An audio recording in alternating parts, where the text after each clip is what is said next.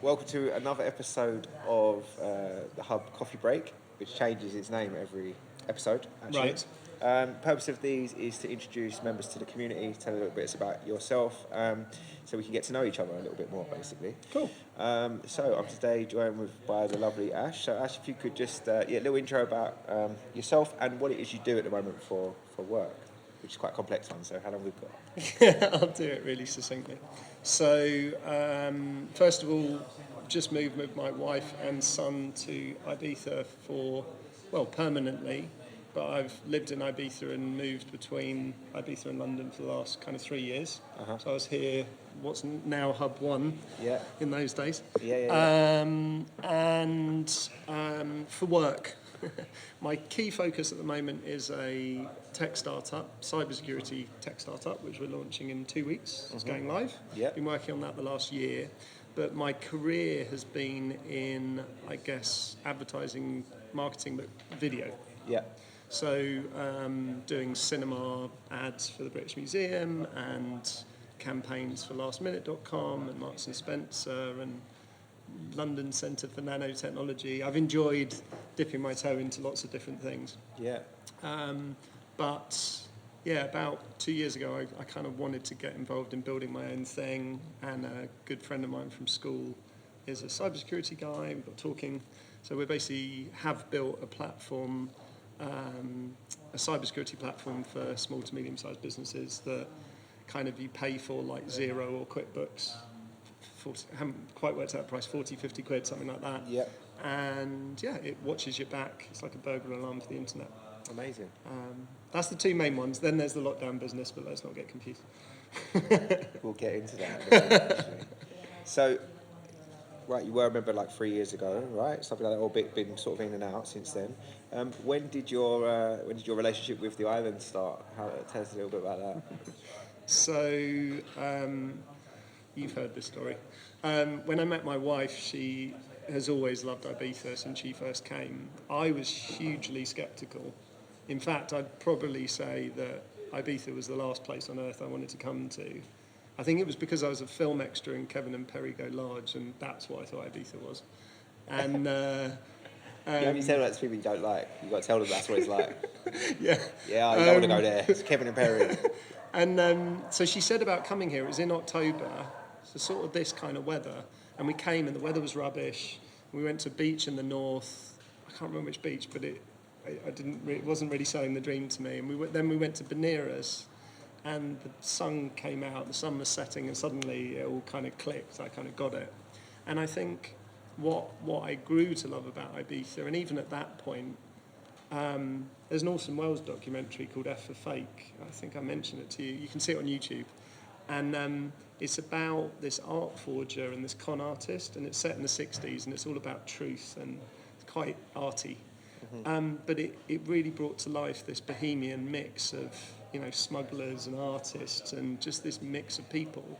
And so that's what I fell in love with. And, moved forward to, after getting engaged here, getting married here, coming to the Hub. I guess even before I came here, I was just looking for a way of connecting with interesting people.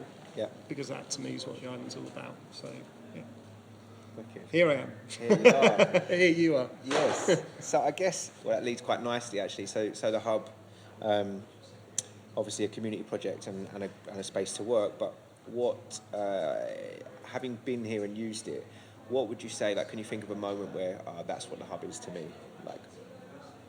Bearing in mind, I've been away for 11 months, and I've have. come back, but I think I said to you, even sitting in the outside space, I was like, this is amazing.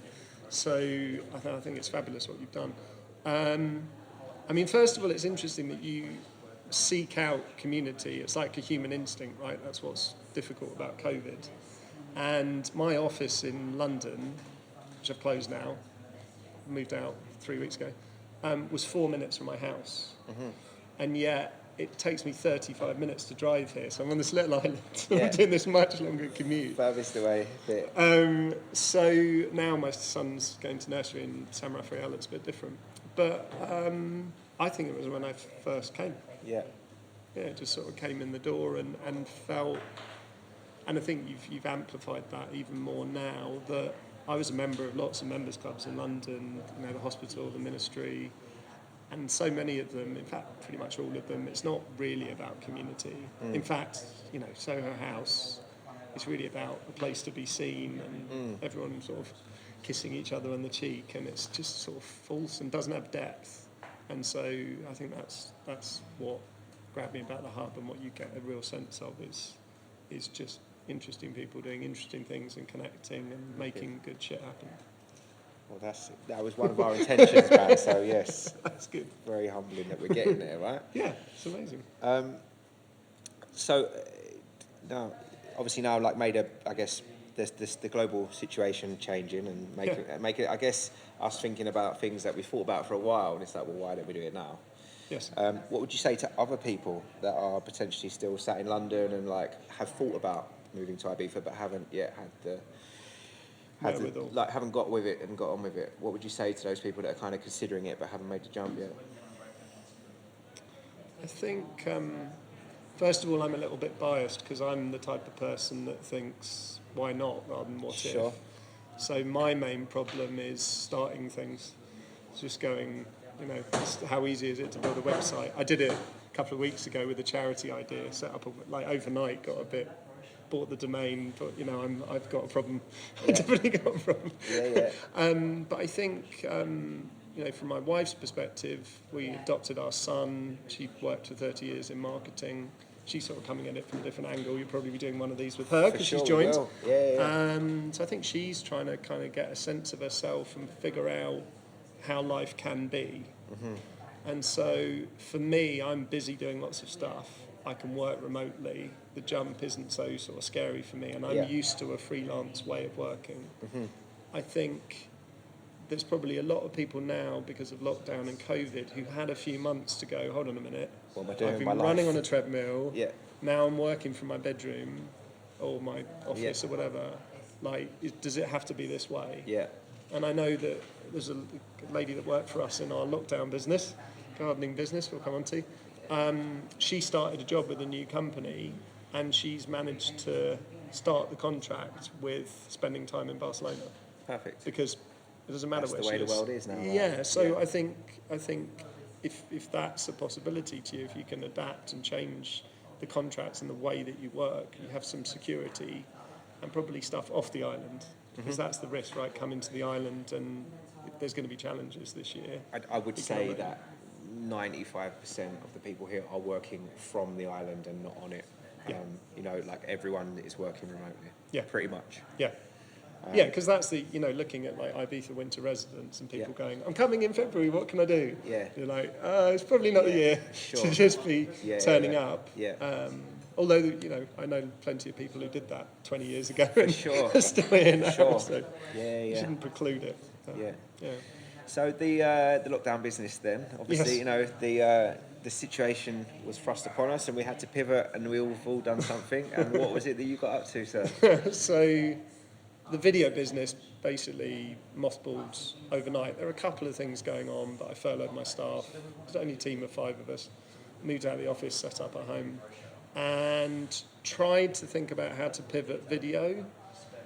But actually, just because something's video doesn't necessarily mean I'm interested in it. And I'm not really interested in live video.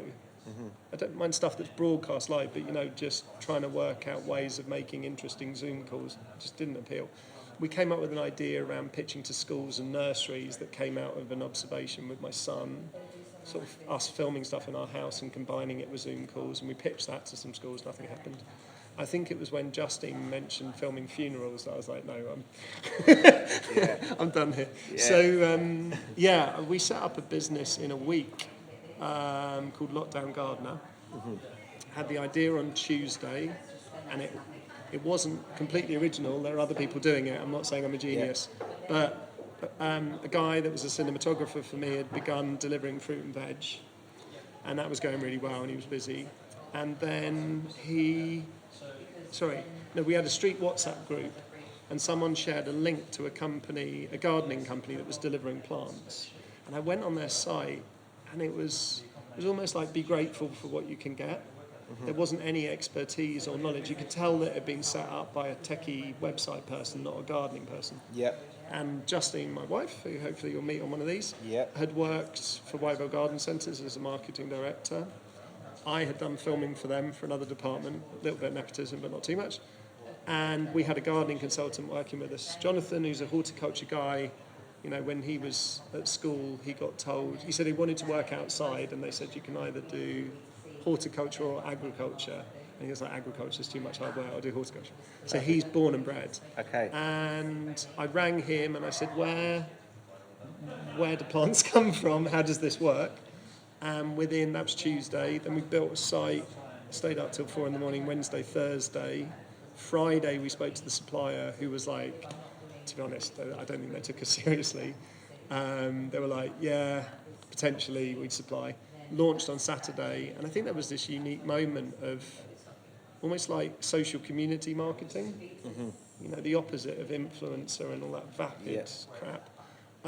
You know, WhatsApp groups on streets and Facebook community, people wanted to be connected with community, and we rode that wave. Yeah. So we launched it on Saturday, and by Monday we had 320 orders. Amazing.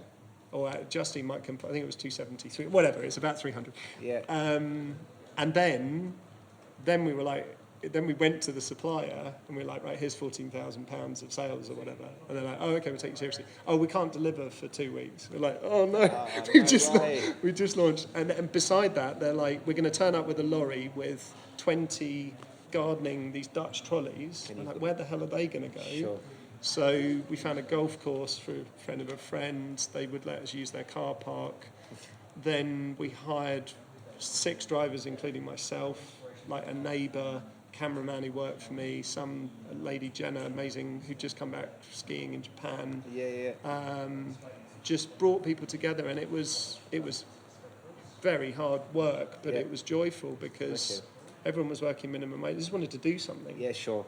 Yeah. And it was... Be part of something, right? Yeah, we didn't make loads of money. We made something. Yeah. We probably made more in a month than we do from the video business, but you were spreading a bit of joy. Yeah, man. It was lovely to, you know, I was going to people's doorsteps and they were happy to see me. You know, how often do you have that with delivery drivers? So, perfect. yeah, and we're still doing it. We're delivering back in the UK with Jonathan in autumn. It's not many sales, but that's again the part of being here for the winter, planning for how we can sort of adapt that out of lockdown into it's called Lockdown Gardener. I still want to call it that, even because it's where we came from. Started, right?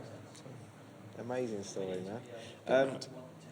Really good stuff. Thank you for sharing your story. Just want to wrap with like an inspirational moment from your career. We're trying to kind of keep the positive and inspirational stuff going. So if I said to you, what is the thing that you're most proud of in your career across any of the disciplines or things you've done? What client, what job, what thing, what project was it that you were like, yeah, I did that? The thing I'm most proud of, maybe it's just where my head is at now, is Cyber Alarm, this business that we're doing, because you know it came from. For so many years, I've been doing these projects for other people, so I'm really proud of some projects we did. We did our first cinema trailer for the British Museum for their American Dream exhibition. I think is one of the best things we've ever done, like creatively. And we did a documentary for the Design Council that just cinematically I love. But chatting with a friend about just going climbing together, talking about this idea, and then going, no, actually, let's do something. And here we are a year later with a platform that we've built, having brought in a third partner, and in 2 weeks we're launching. Amazing. That's what I'm most proud of, even though, you know, I still don't know if I'm going to be able to sell anything. I'm very positive I will be. But, that's what I'm most proud of. Nice one. Ash, thank you very much. And, Pleasure. welcome back to the Hub, man. Thank you. Nice one.